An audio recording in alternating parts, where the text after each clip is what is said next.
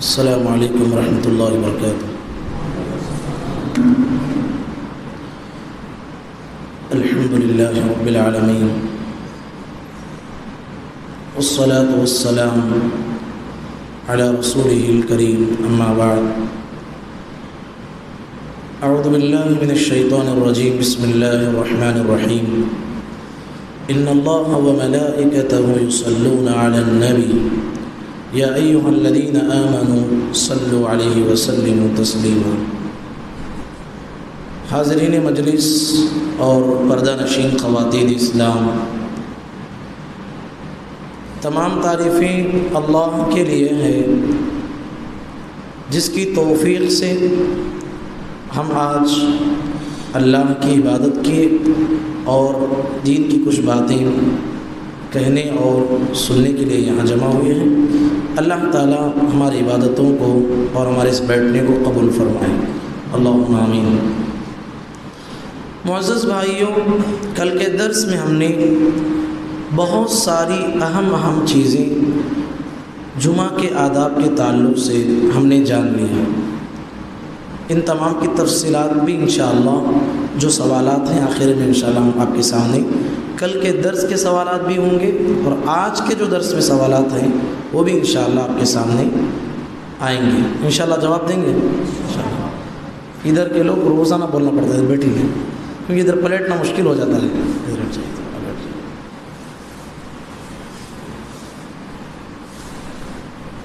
جمعہ کے تعلق سے ہمارے جوان بچے بھی ہیں، یہاں پر بہت سارے لوگ ہیں، ایک سوال کرنا چاہتا ہوں، جواب دیں گے انشاءاللہ؟ پیچھے والے ریڈی ہیں؟ پیچھے والوں سے سوال ہے، بیٹھے نا تینوں، بتائیے جمعہ کے دن جمعہ کی نماز سے پہلے کتنے رکعت سنت مؤکدہ ہیں؟ ادھر چار بولو، بولیے کتنے رکعت؟ کتنے رکعت ہے پوچھیں، ہے کیا؟ بارک اللہ فیک۔ ادھر کے لوگوں کو پوچھیں، ادھر تو نہیں بولتے، ادھر کے کوئی ہے بولتے ہیں؟ 4 رکعت ہیں۔ بیچ والے کچھ جواب بولیے جی جی جی۔ دیکھیے سنت مؤکدہ جو ہے، جو ہم ظہر سے پہلے 4 پڑھتے ہیں وہ نہیں ہے، مطلب جمعہ سے پہلے کوئی بھی سنت ہی نہیں ہے۔ سمجھ میں آئی بات؟ ماشاءاللہ پیچھے کے لوگ جواب دیے، جمعہ سے پہلے کوئی سنت نہیں ہے۔ اب رہی بات، نہیں بولتا ہوں اس کے بعد، تو سنت کی بات جو ہے جسے سنت مؤکدہ کہتے ہیں، پڑھنا چاہیے، نبی صلی اللہ علیہ وسلم نے پڑھتے رہے، تو سنت جمعہ سے پہلے کوئی متعین نہیں ہے، متعین نہیں ہے۔ محمد الرسول اللہ صلی اللہ علیہ وسلم بیٹھے ہوئے تھے، خطبہ دے رہے تھے، اچانک ایک صحابی آئے، ان کا نام کیا تھا؟ سلیک بن غطفان رضی اللہ عنہ۔ نام کتنا اچھا ہے بھائی، ابھی تک نہیں سنے ہیں، کیا نام ہے؟ سلیک، نام رکھیں گے انشاءاللہ، صحابی کا نام ہے۔ تو سلیک بن غطفان رضی اللہ عنہ آئے، سیدھا آ کے بیٹھ گئے۔ نبی کریم صلی اللہ علیہ وسلم بھری مجلس میں خطبے کے دوران سلیک رضی اللہ عنہ سے کہا کہ اٹھو، بیٹھنے کی اجازت نہیں ہے آپ کو، اٹھو 2 رکعت نماز پڑھو، تحیۃ المسجد پڑھنا تمہارے لیے ضروری ہے۔ تو وہ صحابی لڑائی کیے، اتحاد میں سے مجھے کیوں بولے، ایسا بولے، امام کا حق ہے، اگر غلطی دیکھتے تو اٹھانا چاہیے۔ تو اللہ کے نبی صلی اللہ علیہ وسلم کے کہنے پر وہ 2 رکعت پڑھ کے بیٹھ گئے۔ اس 2 رکعت کو کیا کہتے ہیں؟ تحیۃ المسجد۔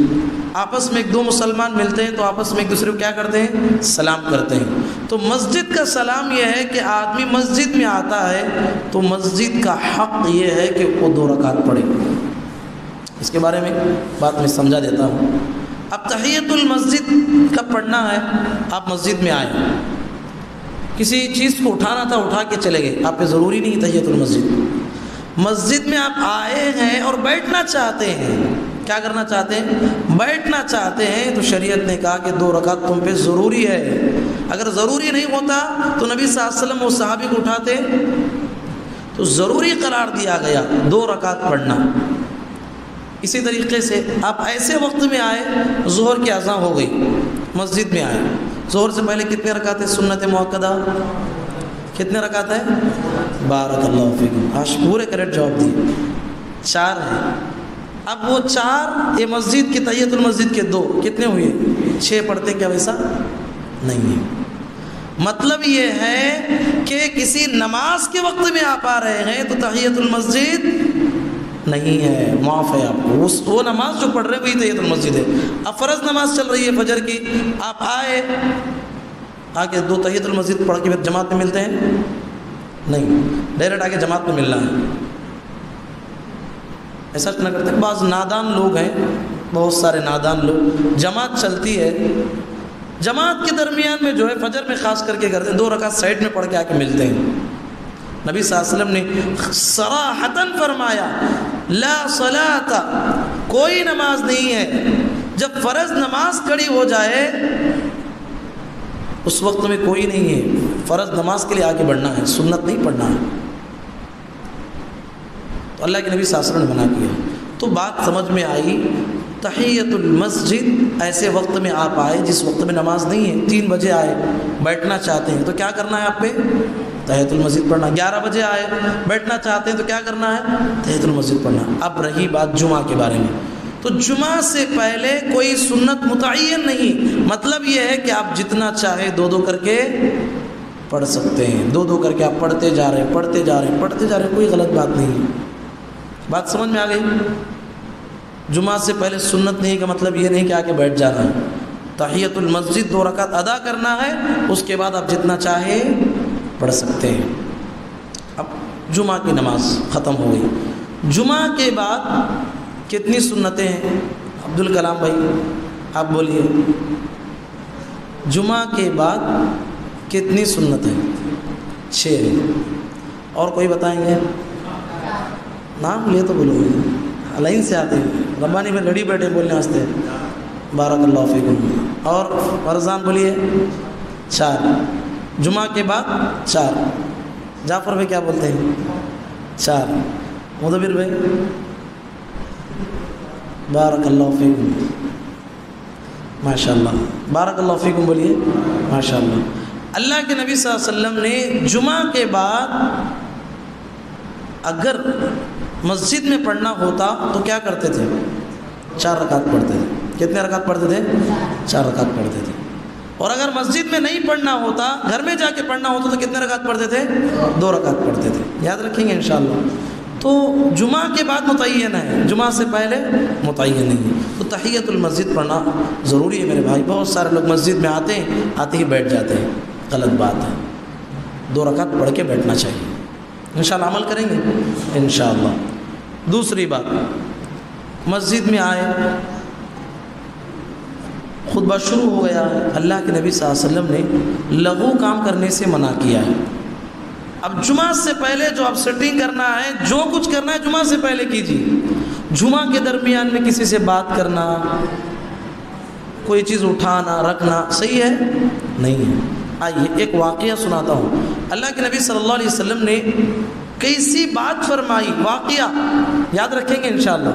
ایک صحابی تھے، ان کا نام ابی بن کعب رضی اللہ عنہ۔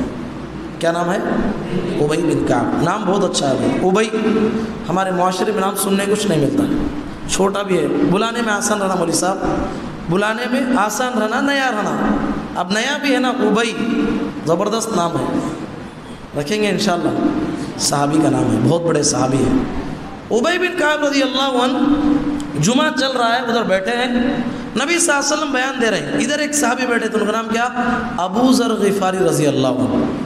وہ ادھر سے ان کو دیکھے، نبی صلی اللہ علیہ وسلم سورہ ملک کی تلاوت شروع کیے، کس میں؟ خطبے میں۔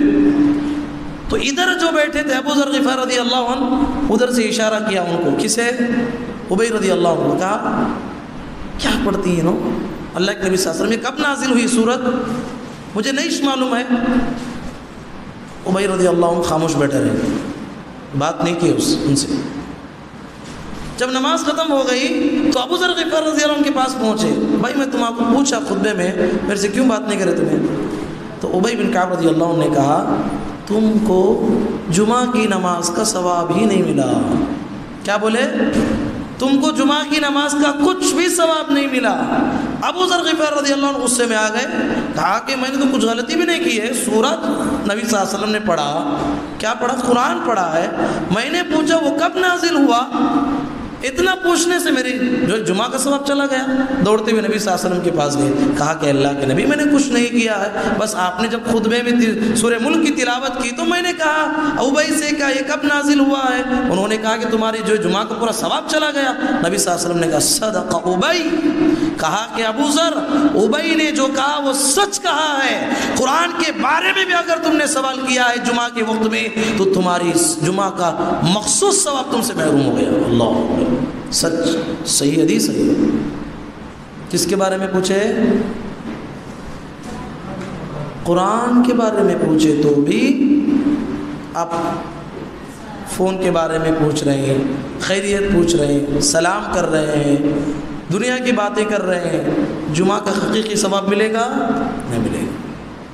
یہ ہر مسجد میں ہر جمعہ میں یہ وہ بات دیکھنے کو ملتی ہے.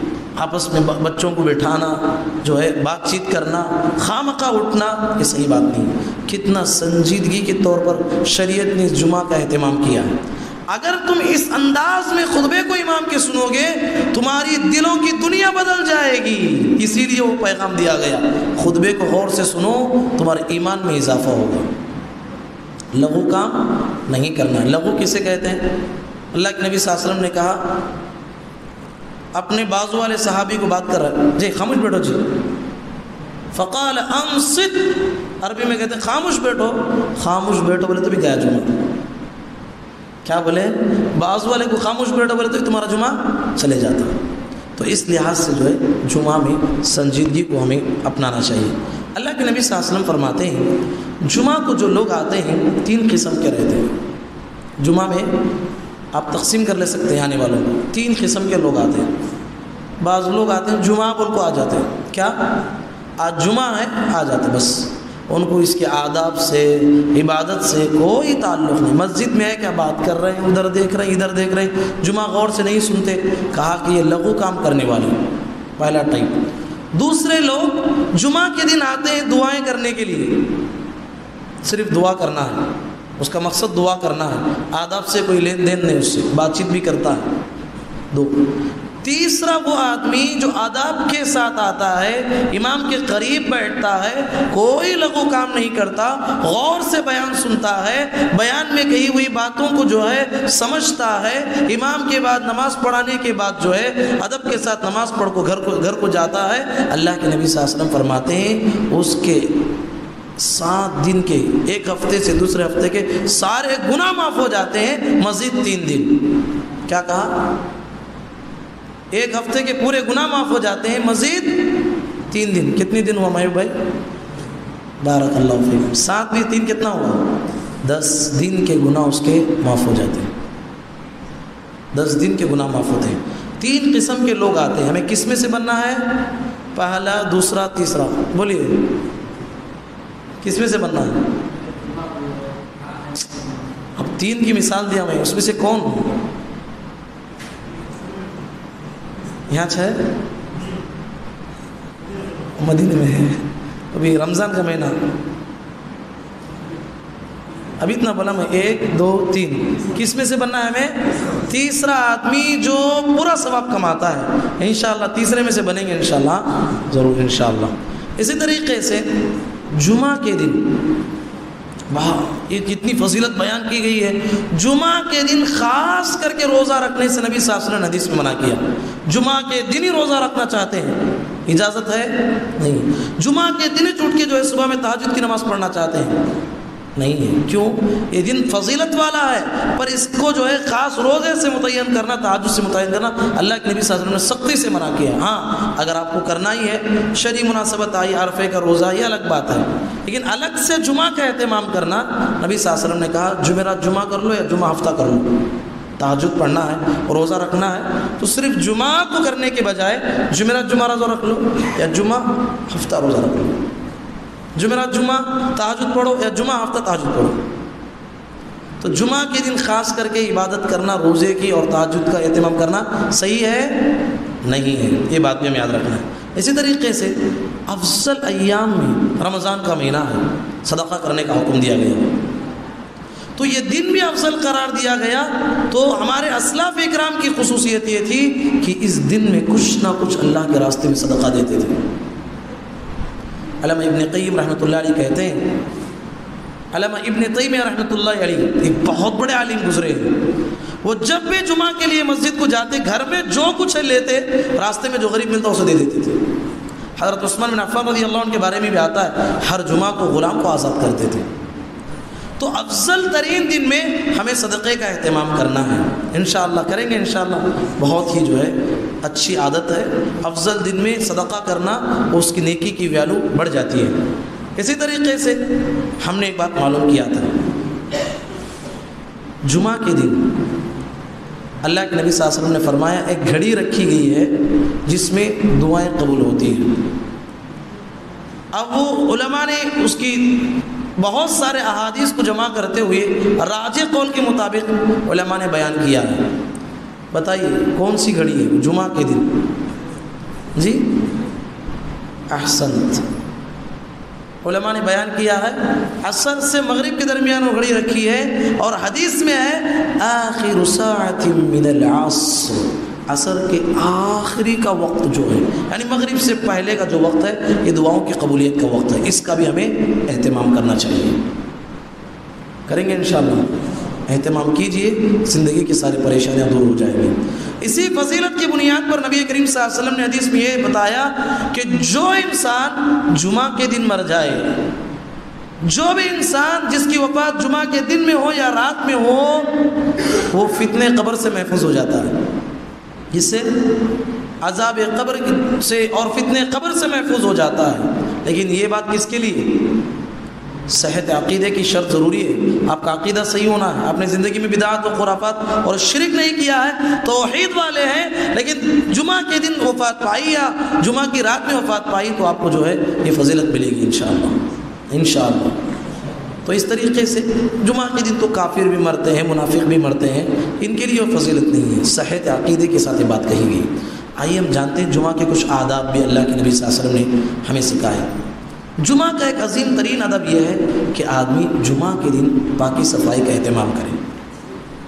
اللہ کے نبی صلی اللہ علیہ وسلم نے فرمایا غسل یوم الجمعۃ واجبۃ علی کل محتلم، کہا کہ ہر بالغ پر غسل کرنا مسنون ہے، مستحب ہے.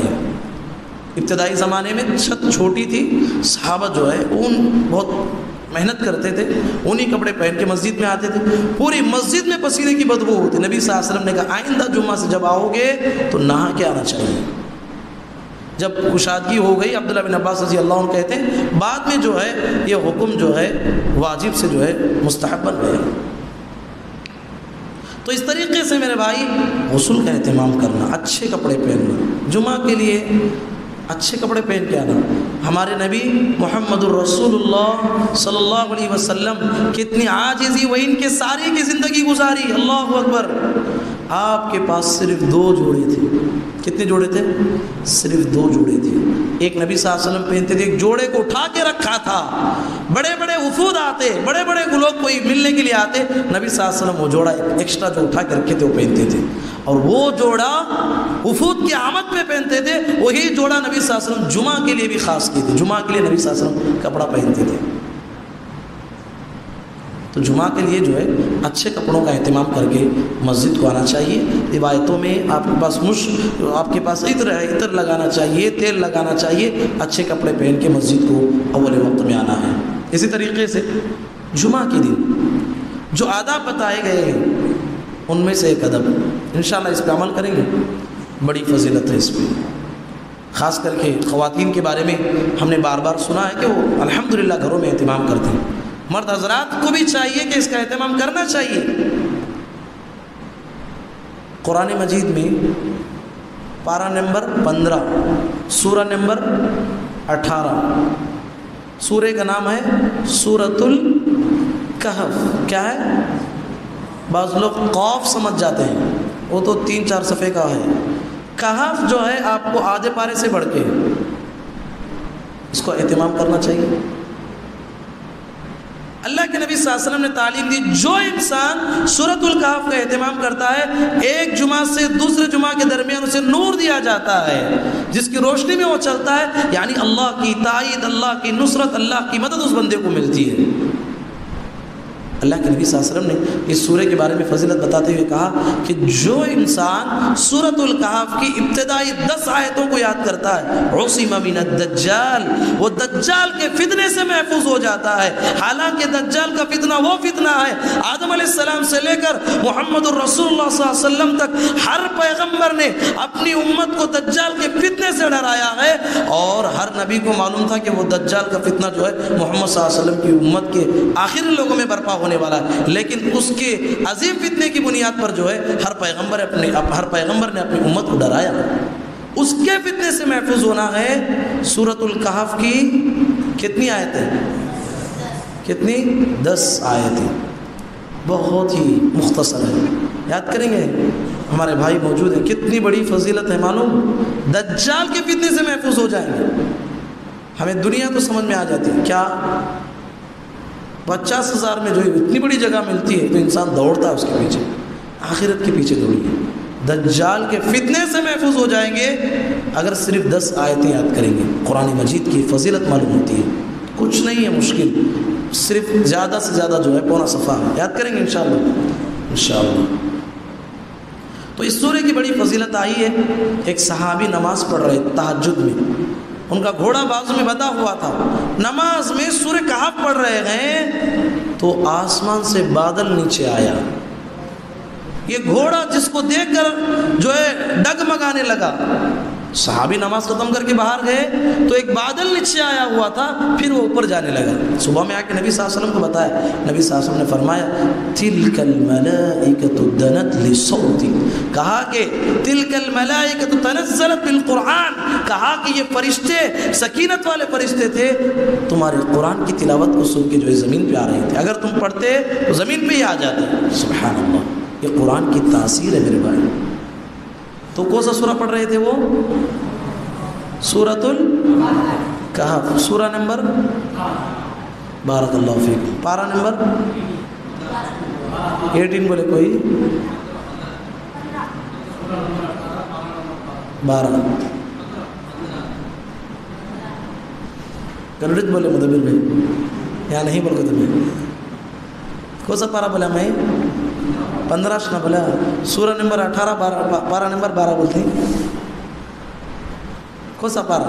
اب بولو.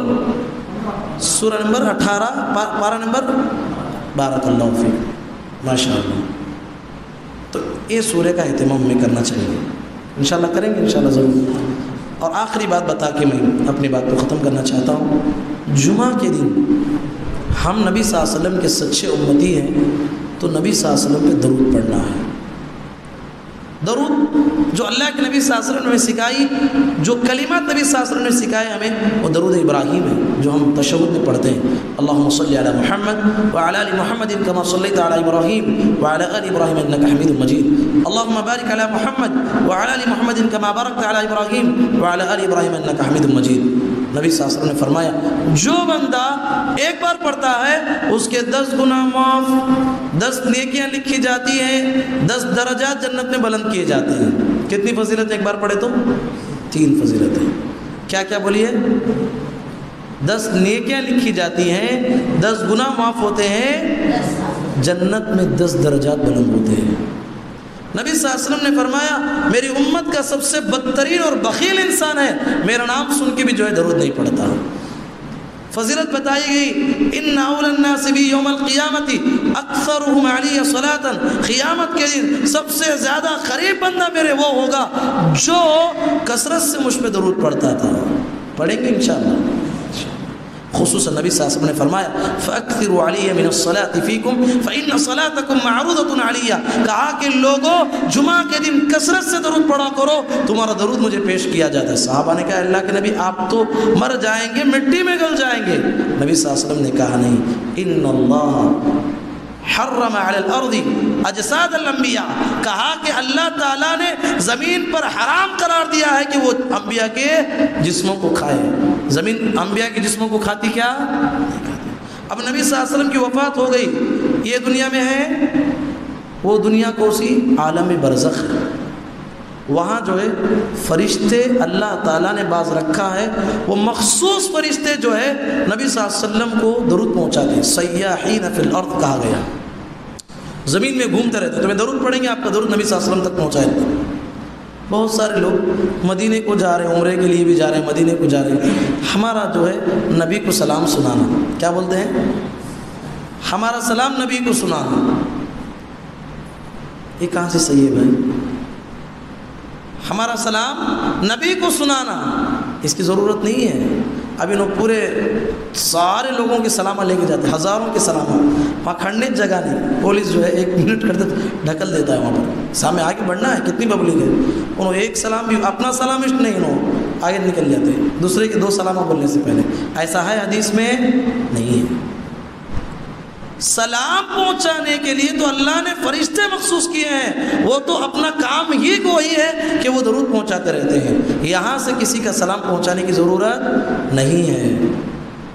بس آپ کو جو ہے آپ اپنا سلام پیش کیجئے، آپ ڈائریکٹ وہاں حاضر ہیں. یہاں لوگوں کے سلام پہنچانے کے آپ مکلف نہیں ہیں.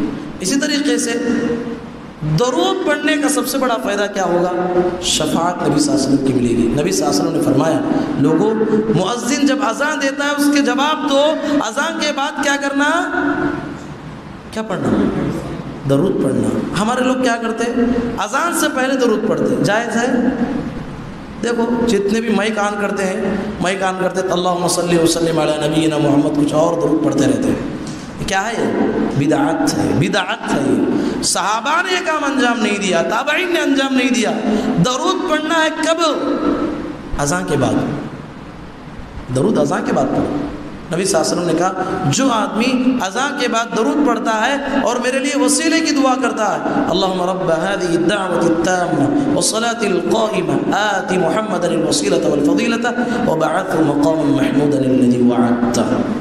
اگر کوئی پڑھے گا حلت له شفاعتی یوم القیامہ، قیامت کے دن میری شفاعت اس کے لیے حلال ہو جائے گی. انشاءاللہ عمل کریں گے، آج ہی سے ٹھان لیجیے عمل کریں گے انشاءاللہ. اللہ کے نبی صلی اللہ علیہ وسلم شفاعت ملے گی. ایک صحابی ہے ابی بن کعب رضی اللہ عنہ، نبی صلی اللہ علیہ وسلم کے پاس آئے. اے اللہ کے نبی درود پڑھے تو اتنا بڑا ثواب ہے، میں جب ہاتھ اٹھاؤں گا تو کتنا درود پڑھوں گا؟ کتنا درود پڑھنا؟ نبی صلی اللہ علیہ وسلم نے کہا جتنا تم چاہو. کہا اللہ کے نبی تب تو دعا کو 4 حصے کر لیتا ہوں.